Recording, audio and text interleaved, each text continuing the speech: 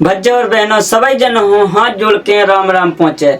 हमारा नाम है मदन पाल और आप देख रहे हो बुंदेली फाइनेंस चैनल। ये वीडियो में आपको बहुत बहुत स्वागत है। 1 अप्रैल 2025 से नव वित्त वर्ष शुरू हो रहा है, जिससे बैंकिंग सिस्टम में कई बदलाव करे गए हैं। जैसे खातों में मिनिमम बैलेंस रखबो, एटीएम से कैश विड्रॉल करे में कितना चार्ज लगे, अपने यूपीआई, फोन पे, गूगल पे, पेटीएम कौन के चालू रहे हैं और कौन के बंद होंगे, इनकम टैक्स में कौन कौन से बदलाव आए हैं और टीडीएस अपना कौन सी कंडीशन में और कितना कट है आदि फाइनेंशियल 10 नए अपडेट के बारे में आज अपन विस्तार से जानबी। यदि चैनल पे पहली बार आए हो तो चैनल को सब्सक्राइब कर दो, वीडियो को लाइक कर दो और अपने उन दोस्तों को शेयर कर दो जो आपके लाने खास हैं। काहे कि आज को वीडियो आपके लाने बहुत ही ज्यादा खास होने वाला है, इसे एक लाने पूरे वीडियो बड़े ध्यान से देखियो। तो चलो वीडियो शुरू करते हैं।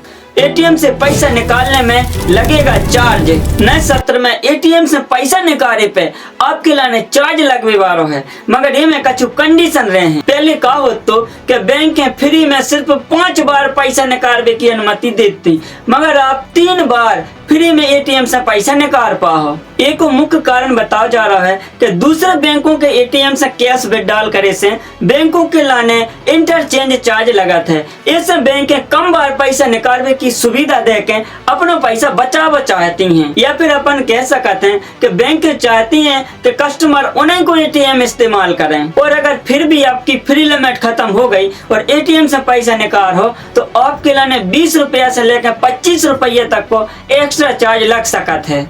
और सुनो, जो तो होगा कैश ट्रांजैक्शन और जो भी नॉन कैश ट्रांजैक्शन है, जैसे अकाउंट को बैलेंस देखबो, स्टेटमेंट देखबो, ये पे भी आपके लाने चार्ज लग सकते हैं। तो भज्जा हरो लेन देन कर टाइम अपने लाने ध्यान रखने हैं। जो चार्ज आपके अकाउंट पे भी निर्भर कर है कि आपको कौन सा खाता खुलू है। कहे कि कई अकाउंट ऐसे भी रहते हैं कि कोनो भी बैंक के एटीएम से आप कैश विड्रॉल करो, आपके अकाउंट से एक्स्ट्रा पैसा 1 रुपया न कटे। तो जोन बैंक में भी आपको खाता हो वो बैंक की वेबसाइट पे जाके या जोन बैंक में आपको खाता खुलो अपनी नजदीकी ब्रांच में जाके अपने खाते के बारे में पूरी जानकारी ले ले में। यूपीआई अपडेट, कौन से मोबाइल में नहीं चलेगा यूपीआई। आज के समय में डिजिटल पेमेंट को कोई किंग है तो वो है यूपीआई। कहे कि सब्जी खरीदने से लेकर और जितने भी शॉपिंग आज हो रही हैं सब यूपीआई पेमेंट के जरिए हो रही हैं। यूपीआई में भी कुछ दिनों से फ्रॉड बढ़ गए हैं। इसे आरबीआई के आदेश से एनपीसीआई ने यूपीआई में भी कुछ अपडेट करे हैं। इन्होंने विस्तार से जाना थे।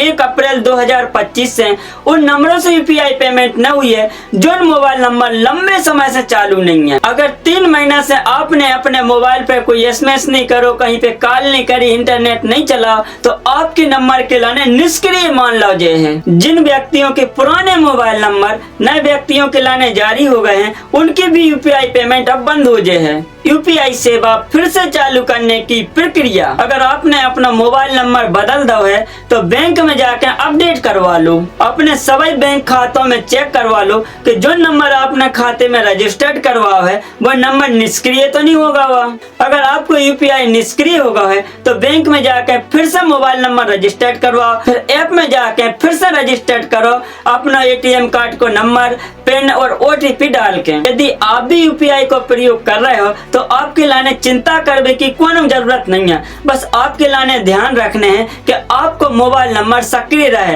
तो आपके फोन पे, गूगल पे, पेटीएम और भीम यूपीआई सब जे चलत रहे हैं। जो कदम आपके लाने साइबर फ्रॉड से बचावे के लाने उठाओगा है ताकि आपकी पर्सनल जानकारी और आपको पैसा सुरक्षित रहे। बैंक खातों में मिनिमम बैलेंस, बैंकों ने भी अब एक नया अपडेट लाया है कि आपके लाने अपने खाते में मिनिमम बैलेंस रखने पर है। जब बात आपके खाते पे कि आपको कौन सा खाता खुलो है और आप कौन सी लोकेशन यानी एरिया पे रह रहे हो, ये बात पे निर्भर करता है। सो भज्जा और बहनों, सब बैंकों के खातों के अलग अलग नियम हैं। तो आपको जो भी बैंक में खाता खुलो है वो बैंक की वेबसाइट पे जाके या फिर अपनी ब्रांच में जाके पता कर लियो कि आपके लाने अपने अकाउंट में कितना बैलेंस मेंटेन करने हैं, नहीं तो आपके लाने बहुत बड़ी पेनाल्टी चुकाना पड़े और जब पेनाल्टी आपके खाते में से ऑटोमेटिक कट जे है। डिजिटल बैंकिंग को बढ़ावा, नई सुविधाएं और सुरक्षा उपाय।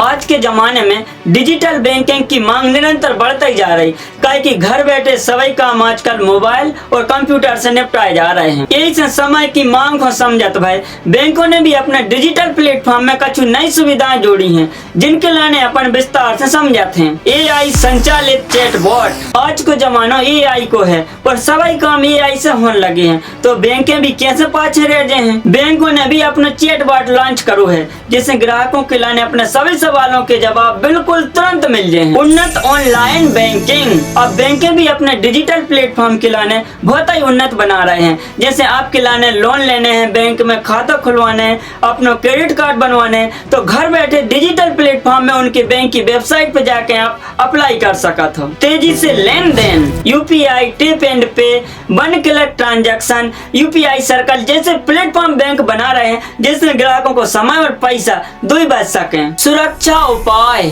2FA, 2 स्तरीय वेरिफिकेशन, अब डिजिटल लेन देन सुरक्षित बनावे के लाने 2 स्तरीय वेरिफिकेशन शुरू करोगा है। जैसे आप अपनी यूजर ID डालो, फिर पासवर्ड डालो, फिर आपके पास OTP आए, तब आप अपने अकाउंट वेरीफाई करके लॉगिन कर पाओ।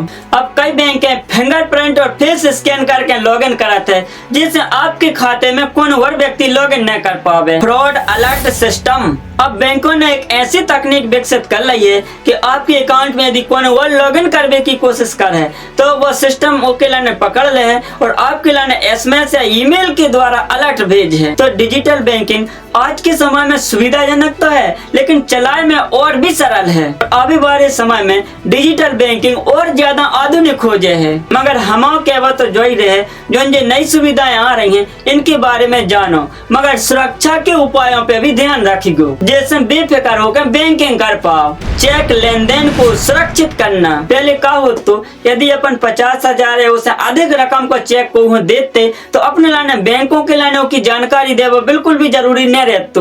तो जो ग्राहक के लाने अपन चेक बना के दाव है वो बैंक जातो चेक जमा करतो के लाने कैश मिल जाते। तो ये विषय में बैंक ने अब नौ अपडेट लाओ है कि यदि आपको के लाने 50,000 है उससे ज्यादा की रकम को चेक दे रहे हो तो आपके लाने पहले से बैंक के लाने पूरी जानकारी देने पर है, काका कौन के नाम को आप चेक जारी कर रहे हो, कितनी रकम आप जारी कर रहे हो और कौन सी डेट तक के लाने आप जारी कर रहे हो और कौन के नाम से वो चेक आप जारी कर रहे हो। ये को फायदा जो हो जाए यदि कोनो फ्रॉड करके नकली चेक ले जाके ओके लाने क्लियर करा रहा है तो बैंक ओके लाने रोक दे, और यदि वास्तव में आपने को के लाने चेक काट के दाव है और बैंक को जानकारी हो मिले है तो उनको चेक तुरंत क्लियर हो जाए। GST में ISD पंजीकरण अनिवार्य है। पहले का हो तो व्यापारी एक ही पैन कार्ड से कई GST बनाते, मगर उनके लाने ISD रजिस्टर्ड करवावो जरूरी नहीं है, तो मगर उनके लाने नए सत्र में ISD रजिस्टर्ड करवावो अनिवार्य है और हर महीना GSTR 6 रिटर्न भरवो भी जरूरी है। 2025 में नया आयकर नियम 1 अप्रैल 2025 से अपने भारत देश में नौ कर नियम लागू हुए वारो है, जिससे करदाताओं के जेब में बहुत ज्यादा पैसा बचे वारो है। और के लाने जाना थे 12 लाख रुपया तक आय में कोई टैक्स नहीं है, और यदि आप नौकरी पेशा हो तो 75,000 रुपया तक की मानक कटौती आपको मिल है। 4 लाख तक की आय पे आपके लाने 0% टैक्स और 24 लाख से ज्यादा की आय पे आपके लाने 30% टैक्स लग है। सेविंग अकाउंट और FD में ब्याज दरें बदलेंगी। आजकल सभी जने अपना पैसा शेयर मार्केट में इन्वेस्ट कर रहे हैं, इससे अपने ग्राहकों के लाने लुभावे के लाने बैंकें सेविंग अकाउंट और FD में अच्छा खासा ब्याज देवे वाली हैं, जिनमें अलग अलग योजनाएं शामिल हैं। एक लाने तुम्हें बैंक की वेबसाइट या फिर अपनी ब्रांच में जाकर जानकारी लेने पर है, या फिर आप कमेंट करके पूछिए कि कौन से बैंक के बारे में आपके लाने जानने हैं, तो वो के ऊपर हम अलग से वीडियो बना दे हैं। कहने का मतलब है कि इस नए सत्र में ग्राहकों के मजे ही मजे हैं। TDS 1 अप्रैल 2025 के नए आयकर नियम के अनुसार TDS में भी बहुत ज्यादा रियायत मिली है। TDS टैक्स अपनी कमाई पे काटो जाता है, जिसमें भुगतान करता प्राप्तकर्ता के लाने राशि देवे के पहले टैक्स काट के सरकार के पास जमा कर देता है। जो प्राप्त करता है यदि वो ITR यानी इनकम टैक्स रिटर्न फाइल कराता है तो वो TDS के लाने दावा कर सकता है। अब अपन जानते हैं सरकार ने TDS टैक्स में क्या रियायत दी है। वरिष्ठ नागरिकों के लाने FD और RD में निवेश करने पे 1 लाख रुपया तक की इनकम पे TDS न कट है। किराए की आय में 6 लाख रुपया तक की आय में आपको TDS टैक्स न कटे। स्टॉक और म्यूचुअल फंड में निवेश करने वालों के लिए 5,000 से बढ़ाकर 10,000 रुपये तक की इनकम पर TDS टैक्स न कटे और जो बीमा एजेंट हैं उनकी 20,000 की इनकम तक TDS टैक्स न कटे। क्रेडिट कार्ड के लाभों में बदलाव। SBI, IDFC फर्स्ट बैंक और एक्सिस बैंक जैसी बैंकों को यदि तुम्हारे पास क्रेडिट कार्ड है तो जा खबर तुम्हारे लाने बहुत खास है। बैंकों ने क्रेडिट कार्ड के रिवार्ड कम कर दिए हैं। इससे कोनो भी बैंक को क्रेडिट कार्ड लेने से पहले या यूज करने से पहले उनकी वेबसाइट पे जाकर पूरी जानकारी ले लियो, एक के बाद उस क्रेडिट कार्ड को प्रयोग करियो। तो दोस्तों ये थे 10 महत्वपूर्ण अपडेट नए फाइनेंशियल ईयर के। तो अपने सभी करीबी दोस्तों के लिए जो वीडियो भेजो ताकि वे भी इस जानकारी से अवगत हो पाए।